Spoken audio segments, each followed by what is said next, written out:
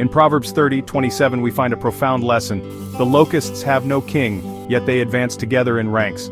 What can we learn from these tiny insects that move as one powerful force? This is the story of the wisdom of locusts. Many see locusts as destructive pests, devouring everything in their path. But could there be more to these creatures than meets the eye? Let us delve into the world of the locusts and uncover the hidden wisdom they offer. Unlike other creatures with leaders, locusts have no ruler commanding them. Yet they move in perfect harmony, showing us the power of unity. Imagine a small group of people trying to survive in a harsh desert. Alone, they struggle with the scorching sun, limited food, and ever-present dangers. But when they come together, sharing food, supporting one another, and working as one, they become stronger. The desert becomes a testament to their collective will. Families, communities, and nations can thrive when they stand together.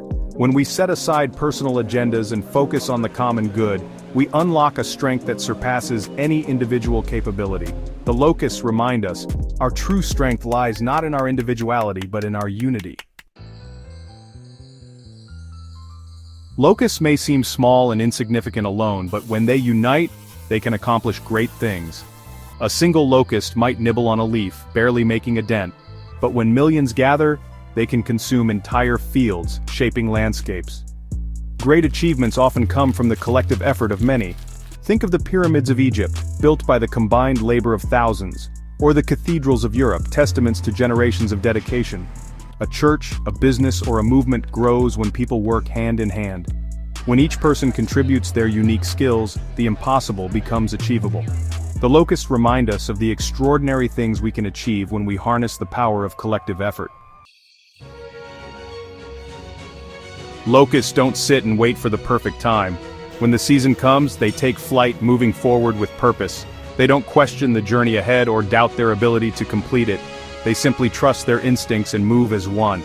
This teaches us that success does not come from waiting for the perfect opportunity, but by taking action with the resources we have. We can spend our lives planning and waiting, but often, the best time to act is now.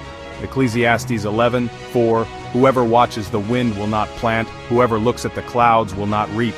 Like the locust, we must prepare and then move boldly, trusting that God will guide us.